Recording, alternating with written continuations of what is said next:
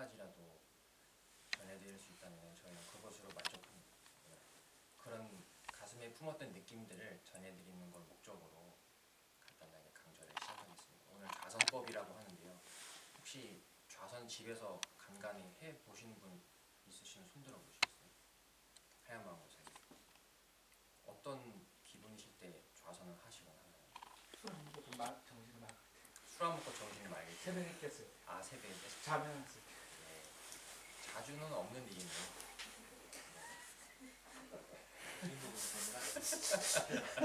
아주 자주 있는 일. 아, 그런가요?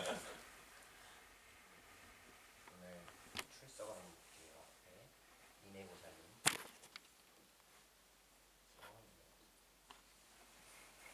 여기 출석을 굉장히 오랜만에 쓰는 것 같아요. 이내고사님 도각사에서 좀 살아보니까 어때요? 좋아요. 오늘 머리 내렸네? 네, 잘 어울려요. 저도 모르게 찡을 쓸 뻔했어요. 현슬보살님. 현슬보살님은 언제까지 도각사에 있다 갈 예정이에요? 내일 저녁까지. 아, 내일 저녁까지? 네. 신나게 괴롭혀 주겠습니다. 예, 수연보살님.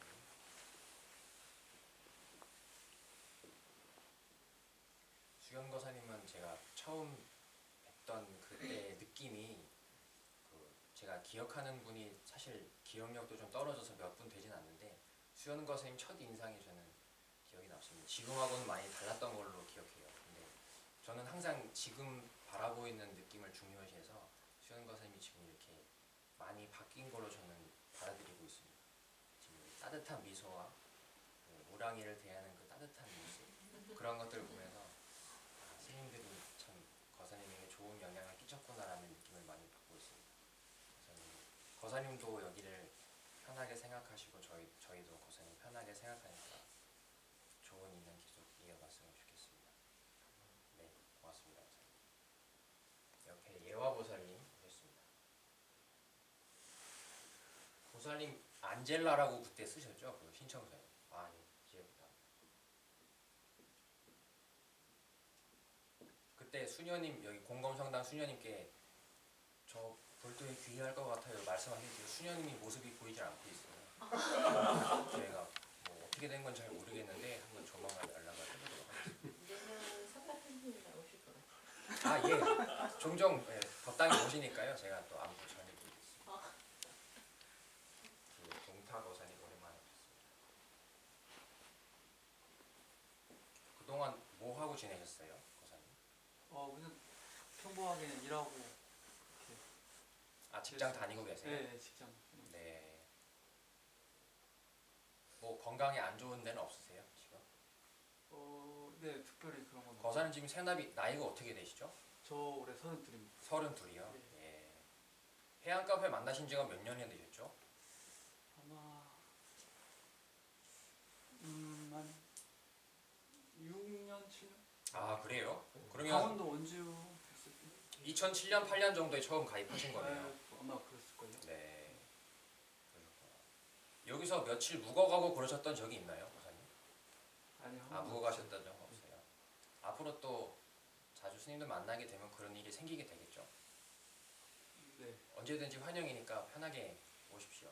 감사합니다. 네, 반갑습니다. 네. 이쪽에는 저희 오태리 거사님. 지금 카페 별명으로 쓰겠습니다. 거사님이 처음에 동네형 거사님이셨는데 개명을 하신 걸로 제가 알고 있습니다. 본인이 생각하시기에 부르기가 적당하다고 생각하시나요? 네. 저희도 동네형보다는 오태리 거사님이 훨씬 입에 잘 붙는 것 같습니다. 타이도 우선해.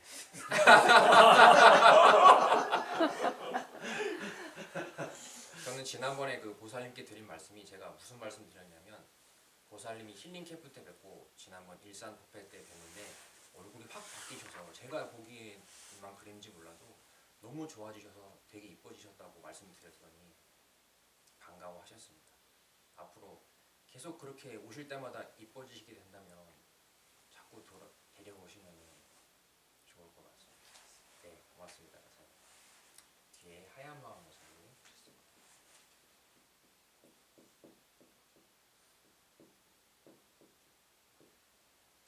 그러면 거사님은 최근 좌선을 하신 게 언제 해오셨어요? 20일. 20일쯤 전에요. 어떤 마음으로 하셨습니까? 뭐죠? 텅빈 한번 느껴봐요. 텅 빈 것을 한번 느껴보려고. 네. 예, 그러면 방에 뭐 혼자 앉아서 하시는 거예요? 자다가 일어나면 그 상태에서 그대로. 아, 침대에서 그대로 앉아서요? 밖에서 자요. 밖에서? TV 보다가 이상. 아, 예, 거실에서 주무신다고요. 예. 그 보통 몇 분 정도 하고 일어나세요? 20분이요. 다리가 좀 가죠. 아, 다리가 저려서? 예. 끝나시고 나면은 어떤 기분이 드세요, 보통? 되게 많을 때도 있고요. 네, 맑을 때도 있고, 한번 무서운 적도 있고요. 네, 무서운 적도 있고. 그한 번은 번뇌만 한 때도 있고요. 예, 다양하던데. 네. 다음에도 또 이런 시간을 가져야겠다는 생각이 드시나요? 끝나고 나면? 네. 아, 그러세요? 텅빈 거 못 봤으니까. 아, 못 봤으니까 다음에 또 해야겠다. 알겠습니다. 마지막으로 영인보살. 저희 도각사의 활력소 보살. 보살님이 오시면 보살님은 잘 느끼지 못하지만은 주변이 뭔가 이 그 활기차고 장난스러운 분위기가 딱 가득 차는 것 같습니다. 저도 왠지 보살님과 같이 나타나시면 이제 제가 드러내진 않지만 왠지 장난을 치고 싶고 뭔가 재밌는 일이 많이 일어날 것 같은 생각이 듭니다. 이 예감이 틀린 적은 별로 없었습니다. 자주 얼굴 보여주셨으면 감사하겠습니다. 아까 제가 예불을 하면서 잠깐 든 생각인데 예불 할 때 저희가 절을 3번 하잖아요. 그 축원을 하실 때도 부처님께 절을 3번 합니다. 혹시 3번 절을 왜 하는지 아시는 분 말씀해 보실래요? 부처님께 절. 부처님, 스님, 네. 또 한 법회인가요? 잘 모르겠어요. 아, 불법승 3보요? 네. 예. 아, 보살님 어떻게 그런 걸 다 아세요? 안젤라신데. 따로 이런 불교 대학 같은 데 다니셨어요? 제가 닥쳐서 예? 아, 예전에 예. 정말 불교를 진짜 이렇게 가족이 다 믿으니까 또 학생회도 하고 네. 대학생일 때도 다니고 다 해봤어요. 아, 불교 학생회도 해보셨다고요? 네. 오, 경험을 굉장히 다양히 제가 하셨네요. 이렇게 천불교사부터 네. 참불가도 하셨어요? 그 산해가까지 다 알아요. 네. 상선, 집회가, 천불가, 청법가? 예, 총법가. 네, 다 알아요. 네. 저는 오늘 그 말씀 처음 들었네요. 사홍서원. 사홍서원. 네, 가까이. 예. 네, 네, 네. 그럼 법회 진행되는 전반상을 다 아신다는 얘기네요. 네. 근데 안젤라시고. 아, 성당 다닌 건 네. 제가 운전 때문에 예. 한 15년 됐나 지금 성당을 간 지가. 예. 그 전에는 꽤나 어려서부터는 이제 가족이 다 절에 다니시니까 네. 그렇게 이렇게 다니다가 학교 다닐 때는 또 이제 학생회에서 하다가 이제 뭐 결혼을 해가지고 한 15년 전에 이렇게 운전을 하는데 너무 무서워서 가까운데 뭐 어디 다닐 데 없을까 아, 예, 찾아간 예. 곳이 네. 성당이었어요. 네. 성당은 매주 갈 수 있으니까. 네. 끝? 그 뒤에는 이제 저희가 들은 그 이야기고. 네, 그 다음에 또 알겠습니다. 여기 그래서 불법승 3보라고들 하는데 불은 부처님이고 법은 부처님이 말씀해 주신 교법을 얘기하고 승은 그 가르침을 받드는 스님들을 이야기합니다. 그래서 그 3보의 절을 한다라고도 말씀을 해주시고 물론 이거는 해석이라고 하는 거는 붙이는 사람 마음이에요. 왜냐하면 이 세상의 모든 해석은 그 해석을 붙이는 사람의 견해대로 해석이 되는 것입니다. 그래서 수천만 가지 해석이 나올 수가 있습니다. 오늘은 제가 절 3번 하는 거에 대해서 저희가 배우는 이 불법 공부에 맞추어서 큰 스님께서 말씀해 주신 3번 절한 그 내용이 생각이 나서 말씀드리겠습니다. 3번 절을 하는데 첫 번째는 내 앞에 펼쳐져 있는 6가지 티끌에 대해 절을 합니다. 뭐라고 하냐면 제가 지난번 일산에서 얘기했던 색성향 미촉법이라고 하는 이것들은 이렇게 아름답도록 계속 끊임없이 드러나지만 머물러 있지도 않는 너무나도 환상적이고 아름다운 6가지에 대해서 절을 합니다. 왜 절을 하느냐? 공경을 왜 펴느냐? 이 아름다운 것들이 없으면은 내가 무엇을 보고 웃을 것이며 무엇을 보고 울 것이며 어떠한 것에 대해서 내 기분을 표현을 하겠어요? 그렇다면 내가 기분을 표현할 만한 건덕지는 6가지가 전부인 것입니다.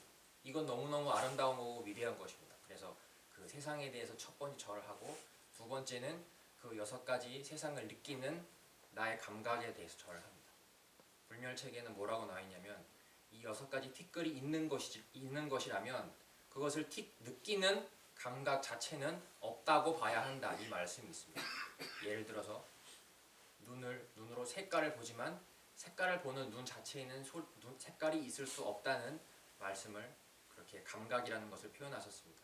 지금 감각이라고 하는 거, 예를 들어서 뭐 앞에 있는 것을 보는 나의 시력, 이 시력이 보이냐고 큰 스님께서 여쭤보신 적이 있습니다. 박현슬 양, 보살님이 지금 앞에 있는 거를 봐요, 못 봐요? 볼 수 있죠. 근데 그거를 보는 보살님의 시력이라고 하는, 보는 능력을 보여줄 수 있어요? 보는 능력 자체는 보여줄 수 없습니다. 다만 뭐가 보인다고 하냐면, 보는 능력으로서 바라보이게 되는 이 색깔들은 보인다고 말할 수가 있어요. 근데 만약 보는 능력이 없이 어찌 색깔을 얘기할 수 있겠느냐? 보는 능력 없이는 색깔을 말할 수 없습니다. 보는 능력이 감각이라고 하는 것인데, 그거는 지금 드러나지 않는 거예요. 그래서 지장보살이라고도 말을 하는데, 감각 능력, 그것은 보이지 않지만 온 세상을 존재케 해주는 것입니다. 아무리 아름다운 세상이 펼쳐져 있어도 감각 능력이 없이는 이 아름다운 세상은 존재하지 않습니다. 그렇다면 먼저 첫 번째 절을 이 6가지 티끌에다 했다면, 6가지 티끌만 가지고는 이 아름다운 삶이 펼쳐질 수 없다는 얘기예요. 감각 능력이 없이는 이 티끌은 아무 소용이 없습니다. 두 번째 절을 그래서 투명한 나의 감각 능력이 되고 합니다.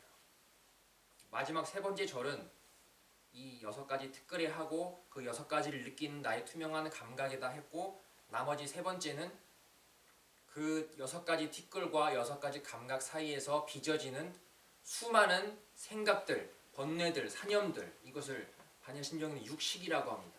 6가지 나의 인식들, 지금 우리가 계속 쉴 새 없이 뿜어내고 있는 것이 6가지로 이루어져 있습니다. 앞에는 색깔이라는 세계가 있고, 들리는 세계가 있고, 냄새나는 세계가 있고, 그 6가지를 육식이라고 합니다.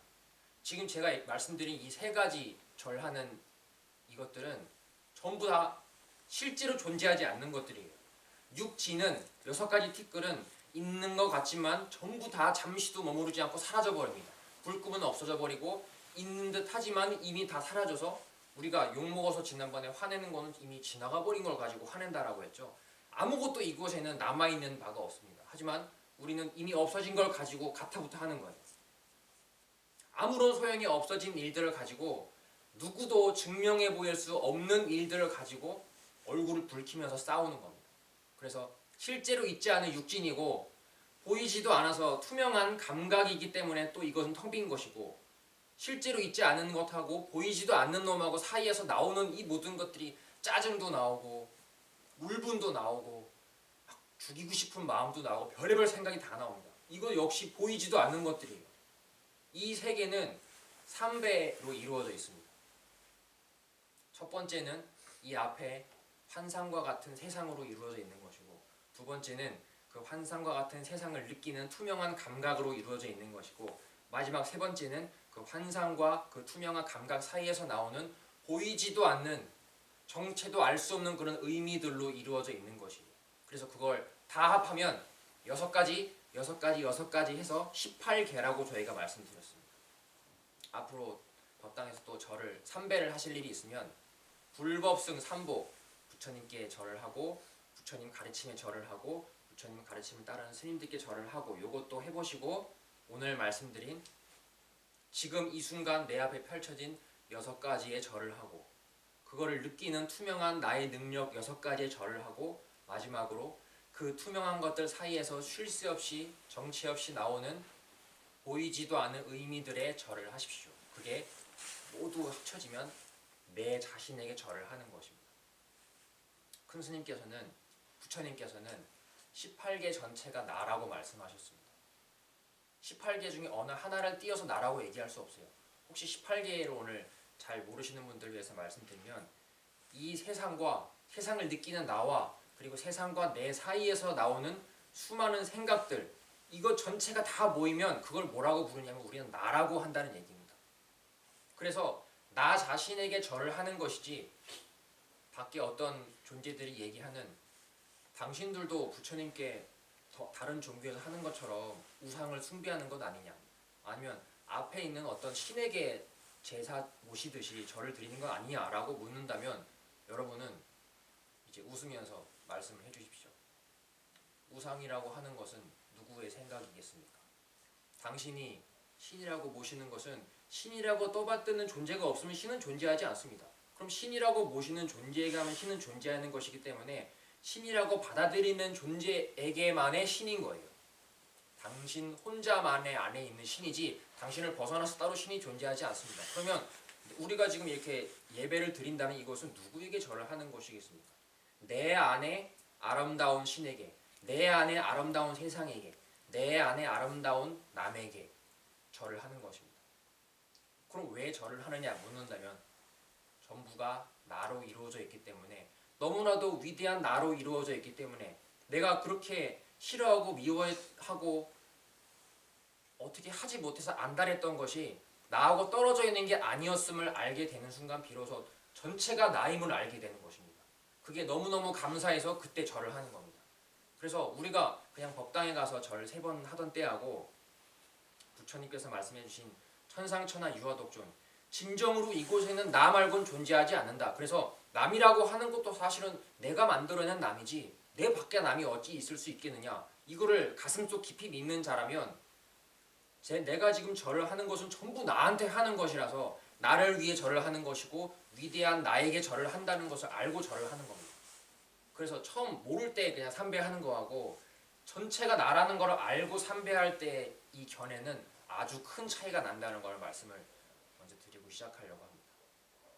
결국 이 말의 결론도 여러분 스스로가 여러분 스스로의 위대함을 찾으시는 순간, 그때 보만 스님께서 항상 법문해 주시는 말씀 중에 하늘에서 법비가 내리고 있다고 합니다. 허공에 꽉 차서. 근데 그 법비의 이익을 어떻게 얻어가느냐, 누구나 자기 그릇대로만 얻어간다라고 법문을 해주셨어요.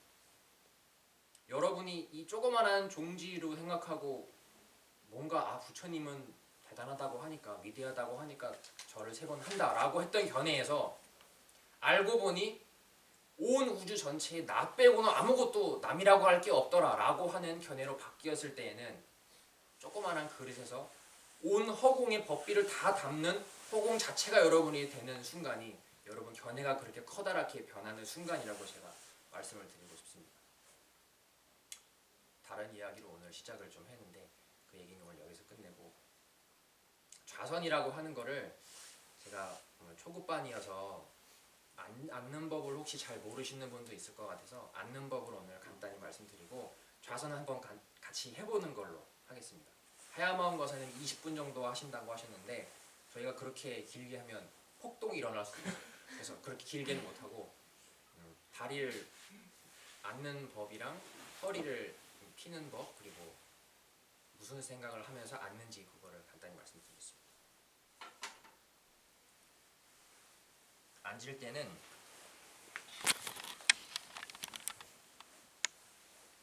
보통은 이렇게 하고 앉습니다. 이 양쪽이 다 내려가는데 이게 제일 오래 앉지 못하는 자세예요. 봉사가서는 이쪽으로 올려도 보입니다. 그래서 대개는 다리를 편한 쪽으로 올려놓으시라고 말씀을 드리는데 왼다리를 만약에 이쪽에 올려놓을 수 있습니다. 이 왼다리를 올려놓을 때 이 밑에 종아리 쪽으로 내려가지 않고 이 위 허벅지 있잖아요. 이쪽에 될 수 있으면 올려놓도록 하시면 이게 처음에는 너무너무 힘듭니다. 근데 제일 오래 앉을 수 있어요. 그리고 이 밑에 다리는 밖으로 나오게 하지 마시고 반대쪽 엉덩이죠. 여기 제가 볼 때는 여러분이 보실 때 오른쪽 엉덩이 밑으로 최대한 들어가게 하시면 여기가 이제 공간이 생기게 돼요. 그렇게 앉으시는 게 제일 오래 앉을 수 있습니다. 그래서 이걸 안 해보신 분은 처음 앉게 되면 이게 다리가 안 내려가서 무릎이 이렇게 허공을 향하게 있게 돼요. 근데 처음엔 그런데 점점 내려가게 되니까 걱정 안 하셔도 됩니다. 그래서 계속 앉다 보면은 이게 발이 반대쪽 엉덩이 밑으로 들어갈수록 무릎이 땅에 이렇게 닿기가 쉬워집니다. 그래서 나중에는 무릎이 이렇게 둘 다가 땅에 닿게 돼요. 이렇게 앉게 되면 기본으로 한뭐 2시간, 3시간은 앉아 있을 수 있습니다.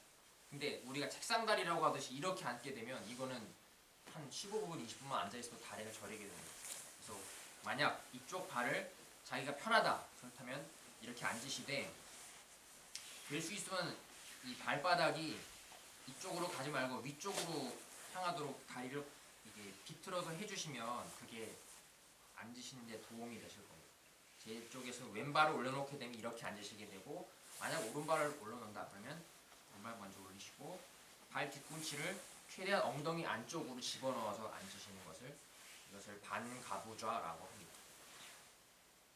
여기 법당에 부처님이 앉아 계신 거는 양쪽 다 이렇게 올린 결가부좌라고 하는데, 이거는 저희가 하기에는 약간 좀 힘든 게 있어서 오늘은 요것만 알려드리도록 하겠습니다.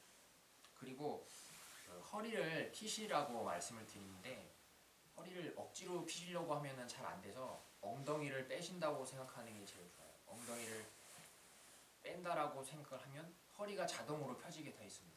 그래서 엉덩이에 신경을 안 쓰면 자기도 모르게 허리가 구부러져요. 허리는 억지로 피려고 하지 마시고 엉덩이를 뒤로 빼야지라고 생각하시고 앉으시면 됩니다. 손은 뭐 이런 식으로 하라고 이렇게 말씀하시는 데도 있는데, 그냥 편하게 여기 이렇게 놓으셔도 되고, 손을 엄지를 이렇게 놓으시려면 오른손 위에 왼손을 놓으시고 엄지를 이렇게 받칩니다. 근데 이거나 무슨 생각으로 지금 앉아 있느냐가 제일 중요하기 때문에 이 뭐 세세한 방법 같은 거는 따로 말씀드리지 않겠습니다. 다만 이제 요 손가락이 앞으로 내려온다는 것은 약간 지금 졸릴 듯 말 듯한 상황이라는 거를 말해준다는 것만 아시면 되겠습니다. 그래서 요거를 이제 저희가 조는 사람이 있는지 없는지 검사하고 싶을 때 이렇게 앉으라고 시키면 확실히 조는지 안 조는지 알 수 있습니다. 손은 편하게 놓으시고 엉덩이는 뒤로 빼시라고 했습니다. 그리고 그 호흡하는 거는 저희가 동국대학교 다닐 때 그 좌선하는 시간이 있었는데, 그때는 뭐라고 스님이 말씀해 주셨냐면, 이 들이쉬는 거는 빨리 크게 들이쉬고 내쉬는 거는 자기 최대한 노력해서 천천히 오랫동안 내쉬라고 했었거든요. 그래서 들이쉬는 거 만약에 여기 들였으면 내쉬는 거는 거의 한 30초에서 40초 정도 천천히, 최대한 천천히 내쉰다는 생각으로 천천히 내쉬는 걸로 오늘 그걸로 한번 해보겠습니다. 그리고 무슨 생각으로 앉아 있느냐, 그거는 저희가 우선 지금 자세만 배우고 한번 해보는 시간이어서 편한 생각을 하셔도 좋은데, 전에 보만 스님이 하셨던 영상 할 때는 숫자 세는 걸로 했었어요. 자기 호흡 몇 번 쉬는지, 한 번, 두 번, 세 번 쉬는 수식관이라고 하는데 그 수식관으로 했었고, 오늘은 제가 어떤 생각을 할까 생각해봤는데, 소리 들리는 거 있잖아요. 귀에 들리는 소리. 그래서 조그만한 소리도 이제 앉아있을 때는 되게 잘 들려요. 그 소리가 무슨 소리가 나는지 조용히 들어보는 그 시간을 한번 갖도록 하겠습니다. 그래서 너무 조용하다 싶으면 옆 사람 듣기 뭐 부시럭 이렇게 소리를 내주셔도 좋아요. 정말로 내란 말씀은 아니고.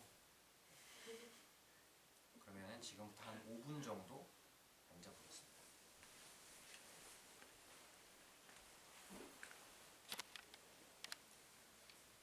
우리 스님 자선할 때 눈을 감아야 되는 거예요? 아, 눈은 감으면 졸리기가 쉬워요. 그래서 뭐 그 흔히들은 반안이라고 해서 뜬 것도 아니고 감은 것도 아니고 뭐 1.5m 전방 밑을 보면 저절로 눈이 반이 된다고 하는데, 사실 저는 어떻게 하시라는 말씀은 잘 못 드리겠지만 오늘 반안으로 한번 해보죠. 자세도 배웠으니까 자기 전방 앞에 한 1.5m, 2m를 보게 되면 눈이 한 반쯤 감기게 됩니다. 아예 감은 게 아니라서 혼침은 좀 줄일 수 있습니다. 그 반안으로 한번 앉아보겠습니다. 3번을 치면 시작하고 다시 3번을 치면은 끝내는 걸로 하겠습니다.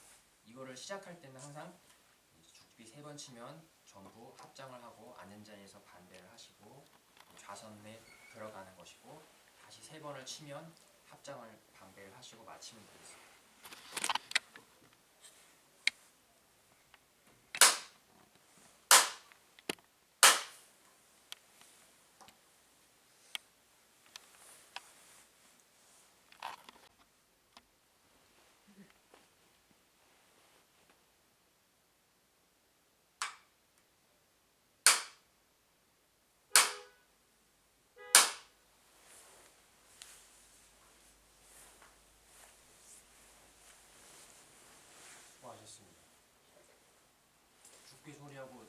프로젝션 출연하고 딱 맞았어요. 오, 이거 흔치 않은 일입니다.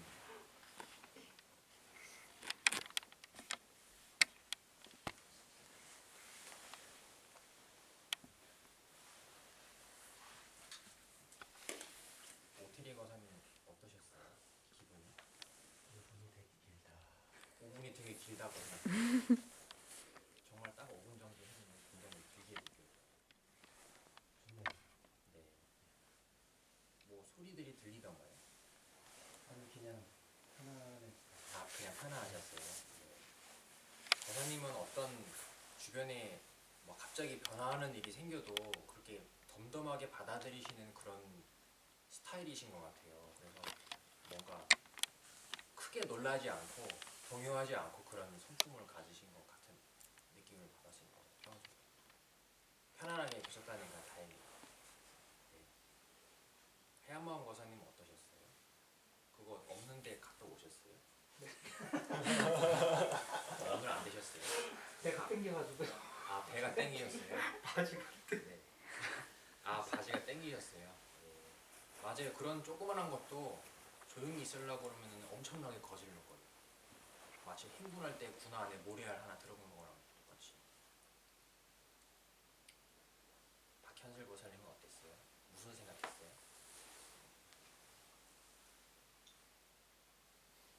잘 모르겠어요. 무슨 생각했는지. 이렇게 자세 유지하려고. 아 자세 유지하려고 노력했어요. 자세 유지하는 게 좀 힘들었어요. 발 지나가. 아 발에 쥐가 났어요. 맞아요. 잘 안 해보면은 그럴 수 있어요. 수고 많았어요. 그래도 잘 왔네. 한쪽 올리고. 이거 전에 해봤어요. 이렇게 하는 거. 어린이 법당에서. 어린이 법당에서 해봤구나. 그리고 자주 앉으면은 쥐가 덜 날 거예요. 스님이 쥐 쫓아줄게요. 수연 거사님은 어떠셨어요? 3천 가지 생각 좀 한 것 같아요. 3천 가지요. 예. 굉장히 많은 생각. 그 와중에 잠도 잤어요. 굉장히 바쁘게 다녀오셨어요. 제가 오늘 이거를 왜 했냐면 사실 어느 절에 가나 이거는 그냥 좌선법 맞는 법 같은 건 가르쳐 줍니다.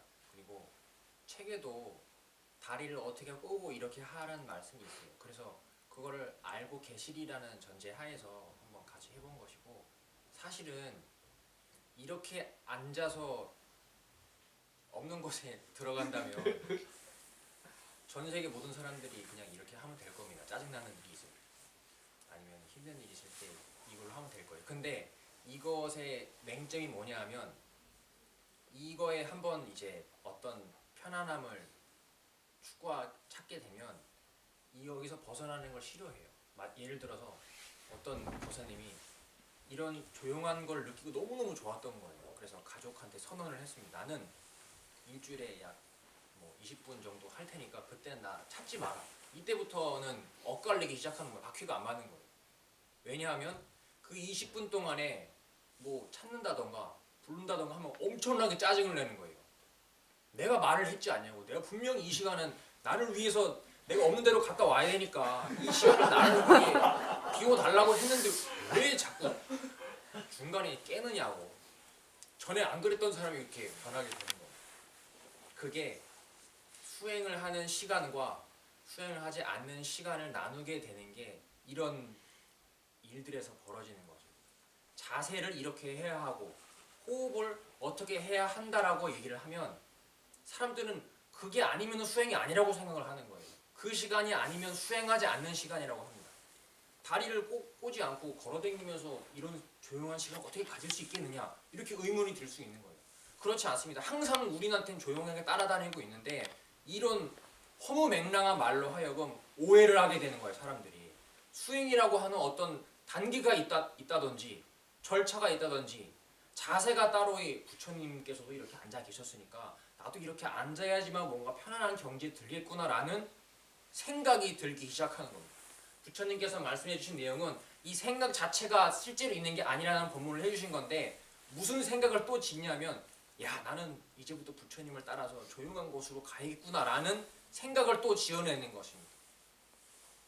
그래서 오늘 반드시 이렇게 앉아서 호흡을 어떤 식으로 해야지만 좌선을 하는 게 절대 아니라는 말씀을 드리기 위해서 제가 처음에 일부러 이 이야기를 꺼냈습니다.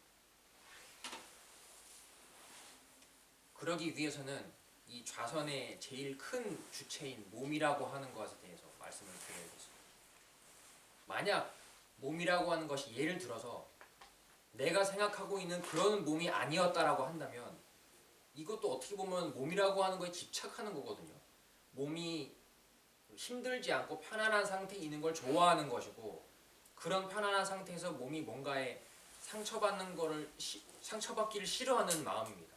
역시 몸이라고 하는 걸 아끼는 마음인데 몸이라고 하는 게 어떻게 되어 있는지 부처님께서 굉장히 자세하게 말씀해 주셨습니다. 큰 스님께서도 법문에서 말씀하셨듯이 이 피육근골 딱딱한 것들 뼈랑 이빨이랑 몸을 이루고 있는 것들은 전부 어디로 돌아간다고 하셨죠? 흙으로 돌아간다라고 하셨습니다.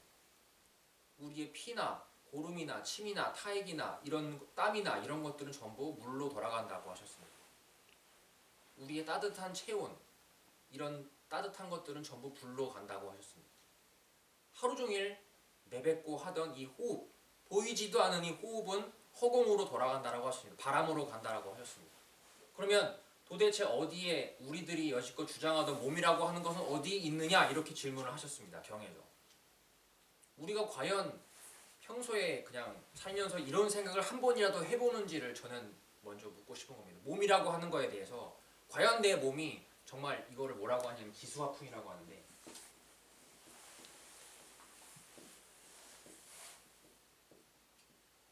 현실보살님 기수화풍이라는 말 들어봤어요? 안 들어봤어요? 기수화풍이라고 하는 것은 지는 흙이라고 하는 것이고 수는 물, 화는 불, 풍은 바람이라고 하는 것입니다. 스님이 방금 말한 몸에서 딱딱한 것들은 다 나중에 태워서 흩어지면은 땅으로 가고 피, 고름, 물 이런 것들은 물로 가고 따뜻한 체온은 불로 가고 호흡은 바람으로 간다 이렇게 얘기했는데 요거를 부처님께서 뭐라고 하시냐면 사대라고 했습니다. 사대. 그래서 몸이라고 하는 거를 잘게 쪼개면 뭐가 되겠느냐 누가 물어본다면 사대가 된다고 얘기하면 됩니다. 몸이라고 하는 것은 네 가지로 이루어져 있습니다. 그거를 알 수 있는 방법은 몸을 쪼개보면 됩니다. 몸을 쪼갰더니 이 네 가지 말고는 돌아가는 것이 없더라. 그랬더니 부처님께서는 그렇다면 우리가 사대를 몸이라고 했는데 이 사대 중에 어떤 것이 몸이겠느냐 여쭤보시는 겁니다. 어떤 것이 나이겠느냐. 어디에도 없다라는 얘기예요. 근데 이거를 모아서 이 안에다가 이제 이건 내 몸이야, 이 내 몸이야 라는 생각을 딱 짬뽕을 시키면 그때에는 말도 안 되게도 어디에도 따로 이 나라고 하는 게 없는데 나라고 하는 이런 몸이 느껴지게 된다. 이게 사대를 말씀하신 내용입니다.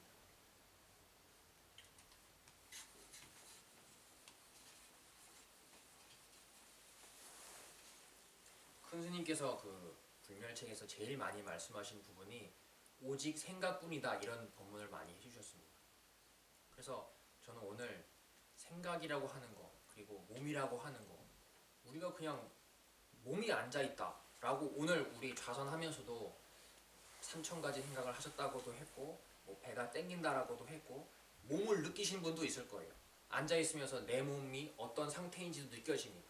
근데 제가 오늘 드리고 싶은 말씀은 과연 그 내 몸이라고 하는 것의 정체가 뭔지를 스스로 생각해 보시라는 이야기입니다.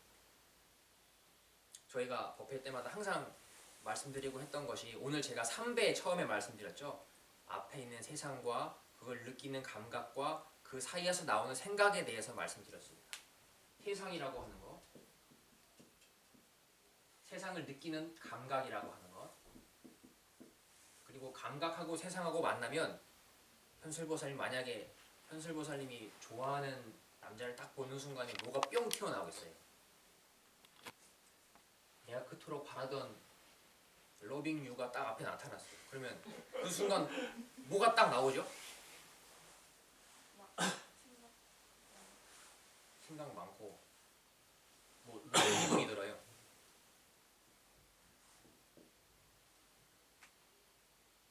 표정으로 표현을 해주셨군요. 이 애틋한 표정. 뭔가 이 얻을 수는 없지만 가까이 다가갈 수 없는 그 표정이 나와요. 그게 여기서는 인식이라고 제가 표현을 하겠습니다. 생각이라고.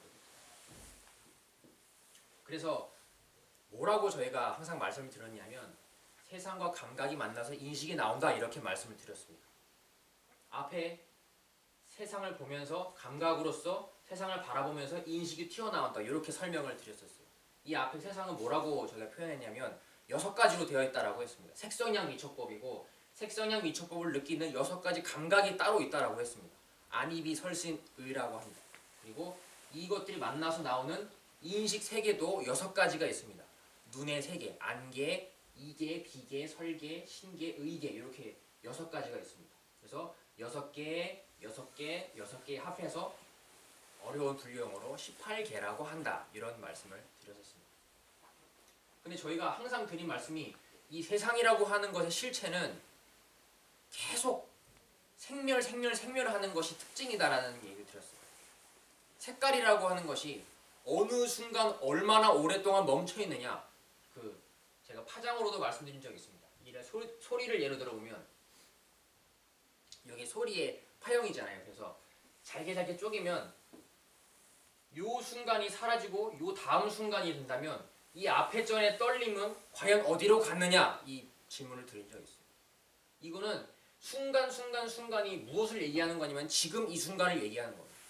지금 이 순간 우리들의 앞에는 세상이라고 하는 6가지가 펼쳐져 있고 지금 이 순간 6가지의 감각으로 나는 그걸 느끼고 있고 지금 이 순간 6가지의 인식으로서 나는 생각을 하고 있는 것입니다. 이걸 전부 다 뭉뚱그리면은 지금이라고 한마디로 해도 됩니다. 지금을 거꾸로 얘기하면은 세상과 감각과 인식으로 이루어져 있다 이렇게 얘기를 하셔도 되는 거예요. 근데 여기서 느껴지는 대상이라고 하는 거, 우리가 오늘 좌선하면서 느꼈던 그 대상, 몸이라고 하는 거 아니면 내가 들었던 생각들, 불편하다 이거 어떡하지? 이런 생각들, 이 대상은 여기서 어떤 걸 얘기하는 걸까요? 느껴지는 대상이라고 하는 것은 나는 아니에요. 왜냐하면 나는 대상을 느끼는 주체이지 절대로 대상이 될 수는 없습니다. 항상 대상은 어떤 관계인가 하면 나의 앞에 있는 것이 대상입니다. 여기서 뭐가 대상이겠어요?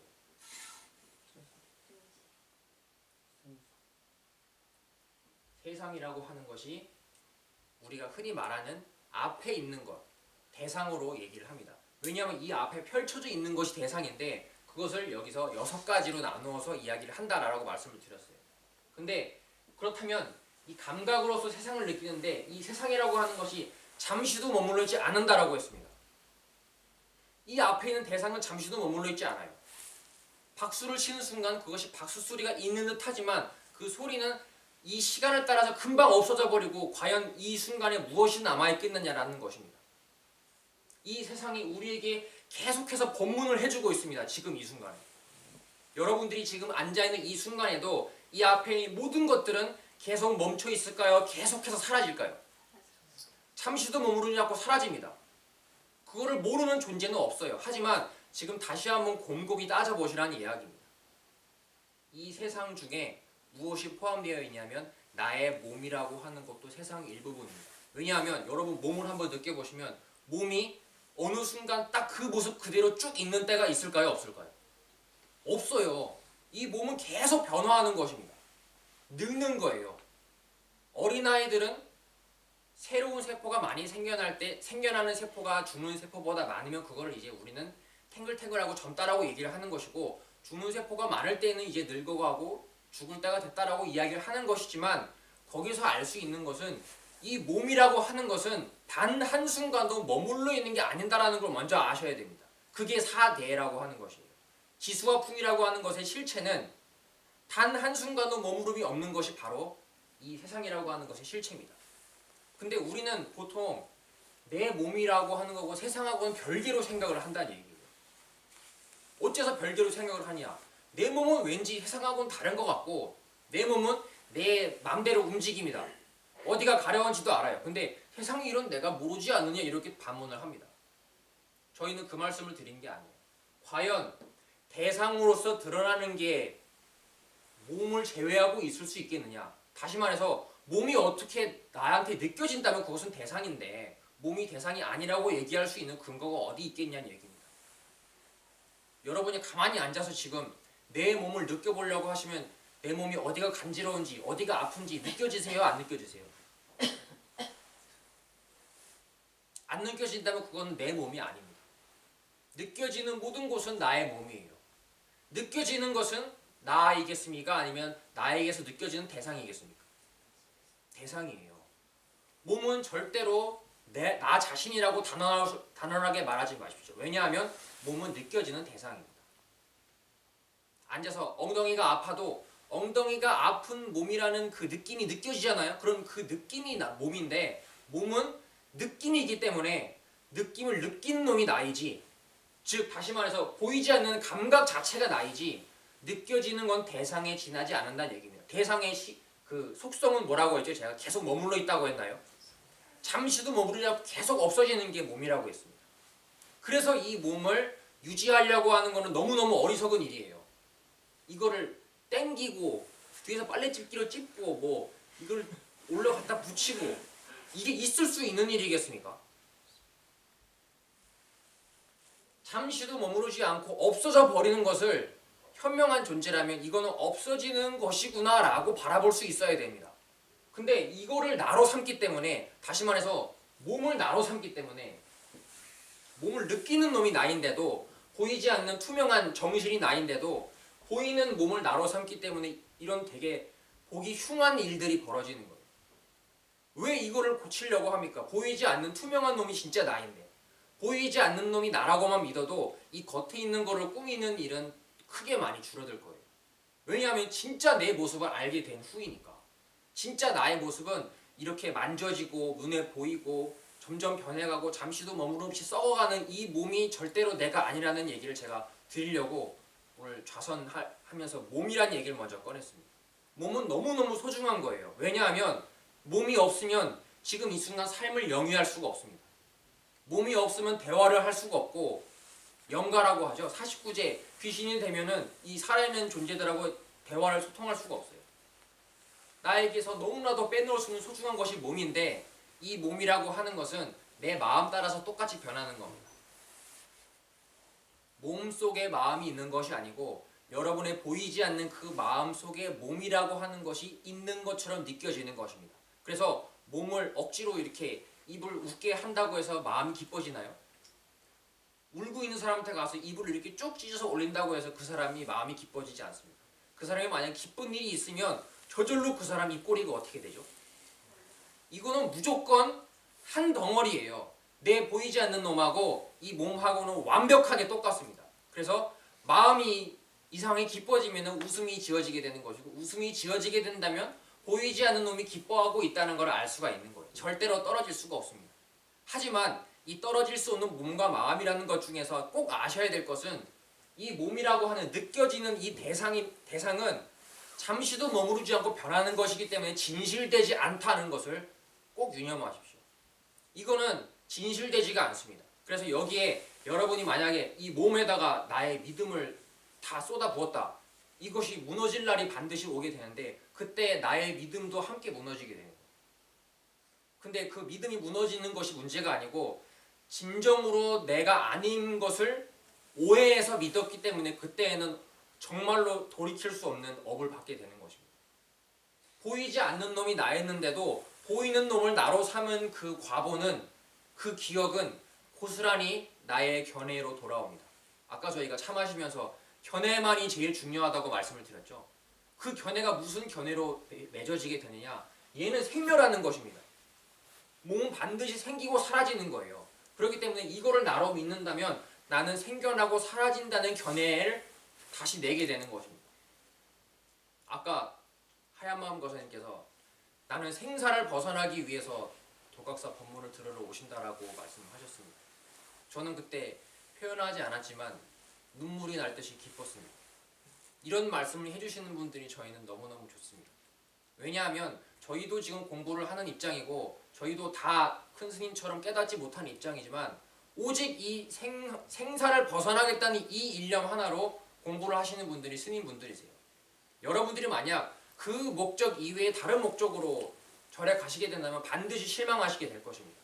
근데 여러분이 무조건 나의 생사 이거는 너무너무 힘든 일이기 때문에 난 제일 먼저 이 몸이 죽고 사는 게 왜 이렇게 되는지를 알아야겠다라고 하신다면 반드시 여러분은 행복을 찾으실 수가 있습니다.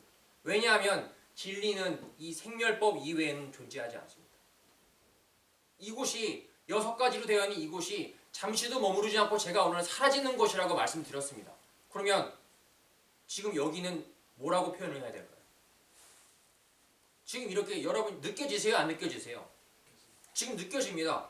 앞에 사람들도 보이고 소리도 들리고 냄새도 나고 그렇습니다. 근데 제가 지금 무슨 이야기를 하고 있냐면 지금 이곳에는 아무것도 남아있는 것이 없다는 말씀을 계속 드리고 있는 거예요. 그럼 여러분이 다시 물어볼 수가 있는 겁니다. 도대체 그럼 이 순간 이거는 뭐냐? 이렇게 질문할 수 있는 거예요. 지금 이 순간 이게 다 사라져서 없어져 버린 건데 지금 이거는 뭘까요? 그럼 지금 내가 이거는 뭐지? 라고 느낀다면 그거 역시 사라지는 걸까요? 안 사라지는 걸까요? 나는 이미 계속 사라지는 것만을 느끼고 있는 것입니다. 근데 지금 딱 봐서는 사라지는 것처럼 느껴지지가 않습니다.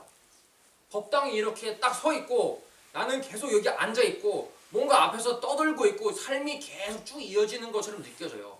근데 사실은 알고 보니 계속 사라지는 거라고 제가 말씀드렸습니다.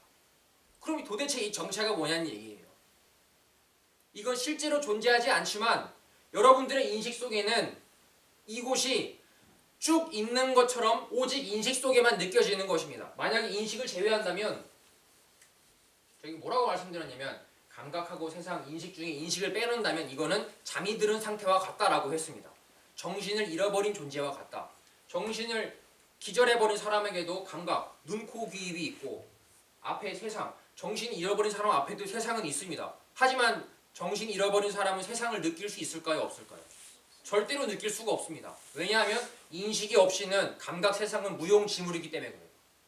감각과 세상, 다시 말해서 나와 남, 좁게 말하면 몸과 마음,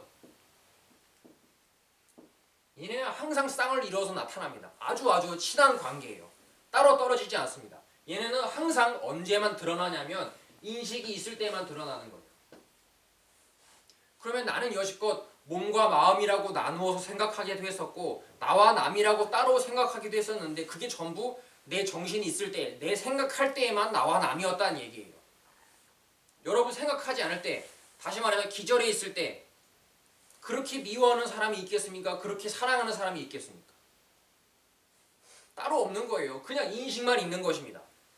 다시 말하면 인식이 사라지면은 몸과 마음 전부 다 없어지는 거고 없다는 것도 없는 상태이고 인식이 살아나게 되면은 생각을 딱 하는 순간 온 세상이 아무리 먼 거리라도 순식간에 드러나고 지금 이 순간이 쫙 펼쳐지게 되는 것이 인식 하나만 드러나면 그렇게 되는 것이다 라는 말씀을 드린 겁니다. 이게 바로 지금인데 지금 펼쳐지고 있는 일이 바로 감각으로서 세상을 느끼면서 인식을 내는 일인데 이것들의 정체가 뭐냐? 제가 오늘 몸은 계속 생멸 하는 거라고 말씀드렸습니다. 절대로 믿을 만한 것이 안 된다라고 했어요. 그래서 이거에 믿음을 두게 되면 나는 반드시 죽는 존재가 되는 것이고 믿은 대로 바라보게 되기 때문에 죽지 않는, 보이지 않는 투명한 감각이 나라고 믿게 되면 나는 죽지 않는 존재가 되는 것이고 생사라고 하는 것은 이렇게 간단한 법칙 속에 있었던 것입니다. 내가 믿는 바대로 보이게 되는 거예요. 내가 죽는 존재였구나라는 기억 때문에 내가 죽게 되는 것이지 어디에도 내가 죽는다는 증거는 없습니다. 오직 내 스스로의 기억 속에 뭐가 있을까요? 나는 죽는다. 이건 보고 배운 거예요. 배운 기억, 그 기억 하나 때문에 내가 어이없게도 죽는 존재가 지금 되어 있던 것입니다. 근데 스님들께서, 부처님께서 말씀해 주신 법문 내용을 듣고 내 기억이 조금씩 바뀌게 되는 것입니다. 오직 그 기억 하나 때문에 나의 업이 다시 바뀌게 되는 것입니다. 죽는 존재에서 죽지 않는 존재로 바뀌게 되는 것입니다. 이번 생은 절대로 끝이 아닙니다. 왜냐하면 불교에서 윤회를 이야기하죠. 이거는 불교이기 때문에 얘기하는 것이 아닙니다. 윤회는 지금 이 순간의 철저한 법칙입니다. 여러분이 안 좋은 업으로서 바라보게 된 윤회의 결과에는 안 좋은 원인이 있었음이 분명한 것이고 인과법이 계속 반복되는 것이 윤회입니다. 여러분이 무엇을 믿든 간에 그것은 여러분 자유지만 그 여러분이 믿은 것의 결과가 다음 순간에 드러나게 되어 있습니다. 무엇을 나로 믿을 것이냐?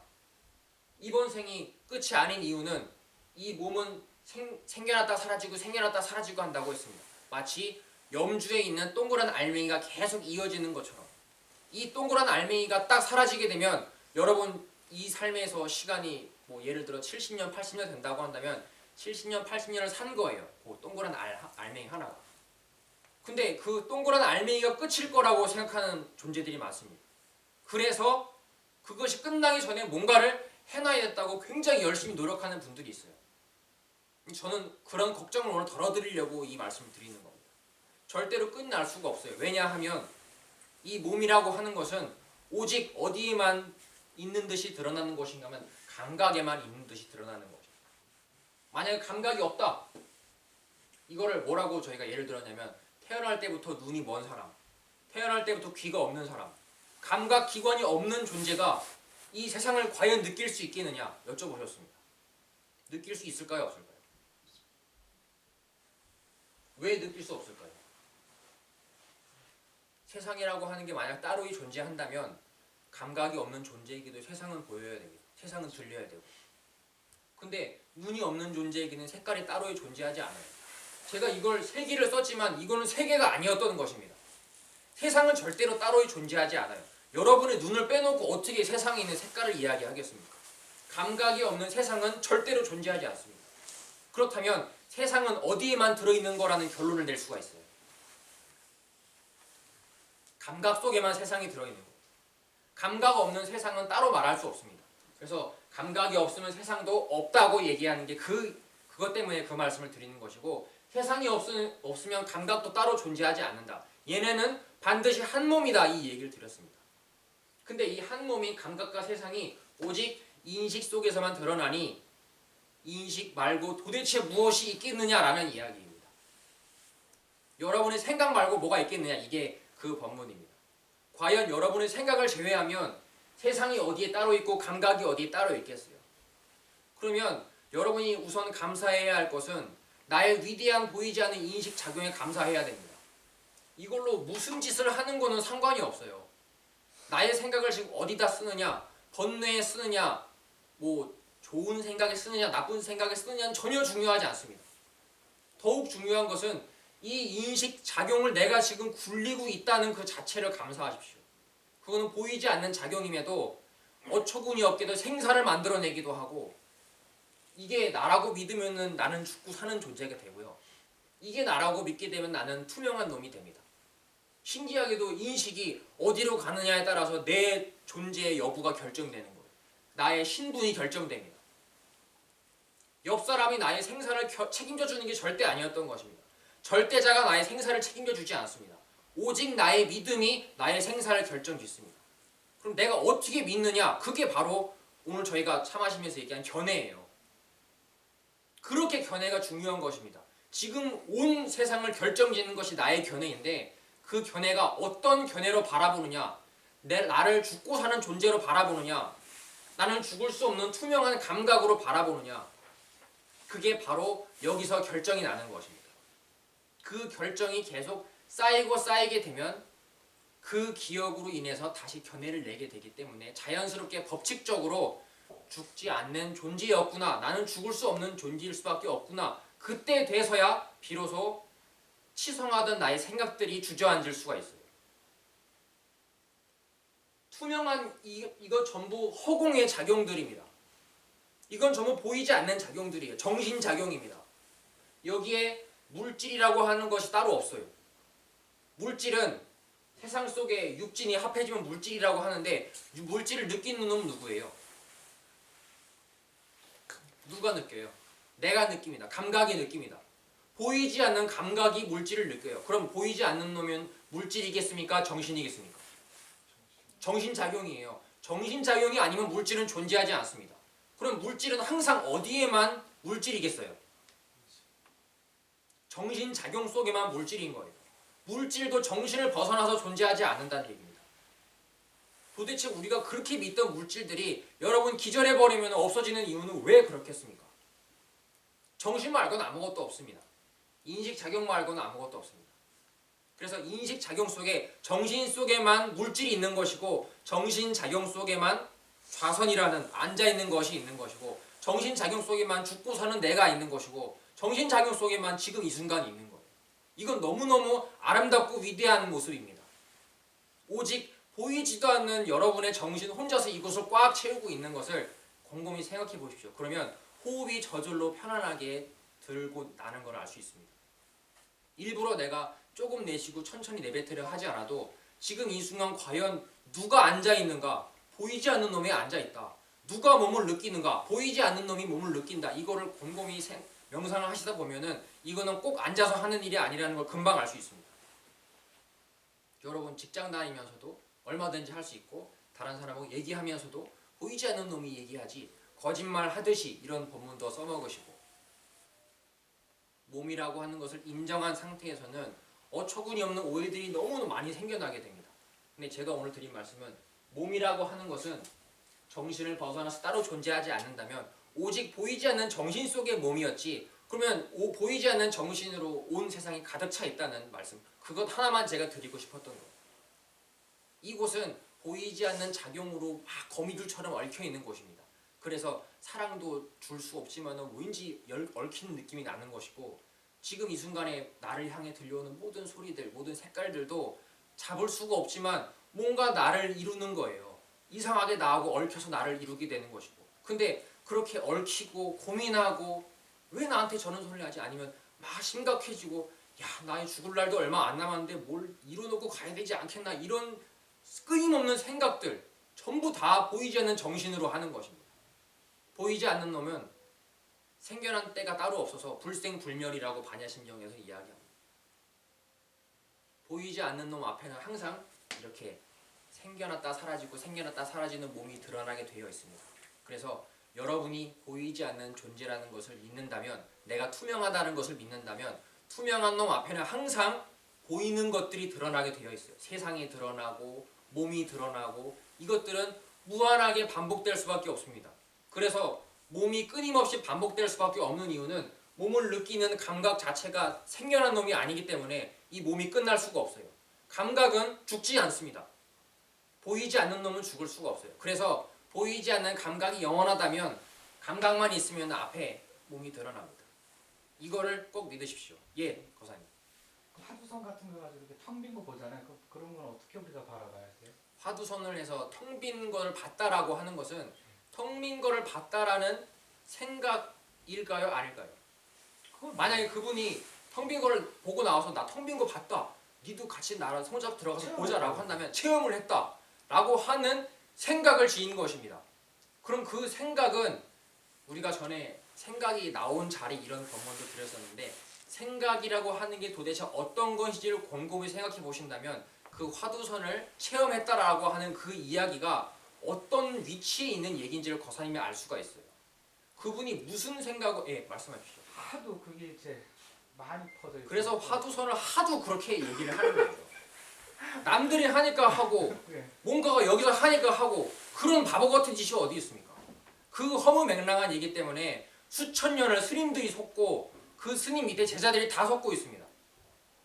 이거 얼마나 혀를 몇 번 잘못 굴려서 우매한 중생들을 이렇게 생사에 빠지게 만드는 것이 그 체험을 해서 나온다고 해서 나의 죽고 사는 지금 이 문제가 어떻게 해결된다는 얘기예요. 그 사람의 견해가 그 화두선에 텅 빈 체험을 했다는 그 얘기로 어떻게 나의 죽음의 두려움이 해결될 수가 있겠습니까? 세상에 그런 법칙이 어디 있겠어요? 정말 통탄할 일이지만 앞으로 찾아오시는 불자분들을 위해서 저희가 그 법문을 펼쳐주실 날을 기다리고 있는 것입니다. 생각을 가지고 전부 이야기하는 거예요. 모든 존재들은 자기가 한 생각, 남들이 얘기해줬다는 생각, 나는 거기에 대해서 어떻게 생각한다는 생각. 근데 그 생각 자체가 투명한 놈하고 환상의 놈하고 사이에서 나온 것이기 때문에 허망하다는 생각을 미처 보지를 못하는 것입니다. 조견 오온 계공이 제일 처음에 나오는데 그렇게 앞에 나오는 이유는 자기 생각이 허망함을 쳐다보는 것이 제일 중요하기 때문에 그렇습니다. 그래서 그렇게 바라보게 되면 따로 화도 사라진다라고 아까 거사님께서 말씀하시잖아요. 질문 좀 해도 될까요? 예, 말씀하십시오. 어떤 책에 보니까 어쨌든 불교에서 뭐 공인이 뭐니 이렇게 말해도 네. 그러니까 치아가 아프면은 아픈 거는 해결해 줄 수 없다. 네. 고통에 대해서. 저도 사실 아까 좌석파하면서 이렇게 아파가지고 지금도 좀 얼렁한데요. 네. 그 어쨌든 제가 아파도 이 아픈 대상을 제가 느낀 거잖아요. 네. 근데 뭐 그렇게 생각하면 또 그래도 내가 살아있네, 감각은 살아있구나 이렇게 느껴지긴 하지만 그래도 아픈 건 아픈 거거든요. 그런 거는 어떻게 바라봐야 되나요? 네. 어쨌든 우선 질문해 주셔서 고맙습니다. 우선은 말씀드리고 싶은 거는 거사님께서 무슨 생각을 하시건 괜찮습니다. 아파하셔도 되고 그 아픔을 억지로 참으려고 하면 무조건 참으려고 한다고 해서 그것도 바보예요. 왜냐하면 그거는 아픔이라고 하는 그 생각을 무시하려는 생각이거든요. 저는 지금 계속 끊임없이 생각뿐일 거라는 말씀을 먼저 드리고 싶습니다. 거사님이 만약에 치아가 괜찮아졌어요. 그러면 또 무슨 생각을 하시는 줄 아세요? 전에 아프던 치아가 이제는 괜찮네. 좀 편안하게 좌선을 할 수 있겠다. 이거는 생각이겠어요? 아니겠어요? 네, 생각이 똑같이 생각이죠. 그 사연의 내용은 틀릴지언정 허망한 생각이라는 점은 똑같습니다. 근데 내가 만약에 지금 하고 있는 생각이 허망하다는 그 견해를 놓치게 된다면 여기에 들어있는 내용 자체가 심각하게 다가오게 돼요. 왜냐하면 허망함을 못 봤기 때문에 그렇습니다. 조겨놓은 계공, 생각이 비어있다는 걸 보지 못했기 때문에 내 몸이라고 하는 거, 나는 몸을 믿고 살았으니까 몸이라고 하는 게 아프게 되면 이 아프다는 것은 허망한 생각인데도 이 몸이 생각하고 사라지는 몸을 나라고 믿은 기억 때문에 몸이 아프면 정말 내가 아픈 것처럼 어느새 나도 모르게 생각이 들게 되는 거예요. 근데 그 생각도 역시 허망한 생각인데도 뭔가 허망하지 않은 것처럼 느껴지는 이유는 내가 그동안 이거를 허망함으로 바라본 시간이 너무나 적었기 때문에 그러는 것입니다. 그건 자연스러운 현상이에요. 거사님께서 그거를 억지로 참으려고 하는 것도 바보짓이고 그냥 아파하시겠지만 아픔을 내가 지금 아파하고 있구나. 이거는 마치 거사님 앞에 드러내는 대상처럼 느껴보시길 바랍니다. 왜냐하면 아프다라고 하는 거는 거사님이 아픔을 느끼는 거겠어요? 거사님이 아픔이 직접 된 거겠어요? 느끼는 거긴 한데 엄청 아프면 그런 엄청 생각도 아프면 거사님이 엄청 아프다라는 느낌을 느끼고 있는 것입니다. 이거는 매우 매우 중요한 법칙이에요. 거사님은 항상 느낌을 느끼고 있을 뿐이지 한 번도 그 느낌이 된 적이 없어요. 그 느낌이 돼버린다면 거사님은 이걸 느낄 수가 없습니다. 느낀다는 법칙은 대상과 주체의 법칙이기 때문에 모든 것이 느껴진다는 것은 나의 앞에 있는 것입니다. 그래서 거사님께서 이런 생각도 느껴지니 나는 참 대단한 능력을 가졌구나. 나는 이렇게 어이없이 아파할 수도 있구나. 생각으로서 심각하게 생각을 지어서 아파할 수도 있구나. 이런 견해로서 나의 생각의 능력은 오직 생각뿐이구나. 이걸 다시 한번 느껴보시길 바랍니다. 답변이 되셨길 바랍니다. 네. 저 혼자 떠든다고 시간이 너무 많이 흘러갑니다. 오늘 이것으로 갈무리를 하고 마지막으로 질문 있으시면 하나만 끝내겠습니다. 예, 말씀해 주십시오. 일상생활하다 100가지 생각을 한다면 한 10개까지로 생각을 줄일 수 있거든요. 그게 수행에 도움이 되나요? 생각을 줄이는 게 수행에 도움이 되냐고요? 예. 수행이라고 하는 것이 거사님께서 말씀하시는 수행하고 저희가 말씀드리는 수행하고 똑같지 않을 수도 있습니다. 수행을 하는 시간은 따로 정해져 있지 않습니다. 그리고 생각을 100개에서 10개로 줄이는 시간도 따로 정해져 있지 않습니다. 거사님께서 지금 이 순간 벌어지는 일은 오직 나라고 하는 생각뿐인데 그 생각이 과연 무엇일까? 어디에서 왔을까? 그 고민을 하시다 보면 생각이 허망함을 바라보는 것은 역시 생각이지만 그거는 그 생각 전체가 허망함을 알 수 있게 도와주는 것이기 때문에 그것도 역시 허망하다라고 치부할 수는 없는 거예요. 왜냐하면 그거는 거사님의 견해를 뛰어넘게 해주는 훌륭하게 만들어주는 좋은 스승입니다. 그래서 만약 거사님께서 생각을 100개에서 10개로 줄일 수 있을까라고 하는 그 생각은 어떻게 생겼는가? 라고 다시 한번 스스로에게 질문을 해보신다면 수행을 하는 시간이 오직 지금뿐이고 지금이라는 찰나찰나는 잠시도 머물러 있지 않았기 때문에 생각도 머물러 있지 않는 것이고 나라고 하는 것도 계속 그 따라서 사라지기 때문에 따로 머물러 있지 않는 것이고 목숨이라고 하는 것도 계속 여기 따라서 없어지기 때문에 따로 존재할 수 없다. 이거를 본인 스스로에게 한 번씩 계속 질문을 해보십시오. 제가 따로 결론을 드리지는 않겠습니다. 거사님께서 스스로 자기 생각이 허망을 보는 것이 제일 먼저 순서라는 말씀을 꼭 드리고 싶습니다. 생각을 안 하니까 참진질환이라는 네, 그러니까 그대로 이렇게 보고 그냥 듣고 이렇게 되거든요. 네, 네. 그게 거사님- 수행에 도움이 되는지 그게 궁금해요. 아, 거사님, 저희 스님들이 볼 때는 거사님께서 여기 처음 오실 때보다 믿음이 훨씬 많이 크게 늘어나신 것 같아요. 무슨 믿음이냐, 나라고 하는 게 얼마나 위대하고 지금 이 순간이 얼마나 아름답게 펼쳐져 있고 이런 것에 대한 경치를 굉장히 많이 느끼시게 된 것 같다는 견해가 납니다. 그래서 거사님이 공부를 지금 잘 하시고 있다고 말씀을 드리는 거니까 거기서 뭐 더 억지로 막 100개를 10개로 줄이려고 노력하지 마시고 스님들 따라서 지금 이 순간에 오직 잡을 수 없는 것들만 계속 벌어지고 있다. 이거 하나를 잡고 따라오시면은 반드시 거사님 생사에 대한 해결책을 얻으실 날이 옵니다. 그건 저희가 장담드릴 수 있습니다. 네, 고맙습니다. 오늘 법문을 여기서 마치겠습니다. 수고 많으셨습니다.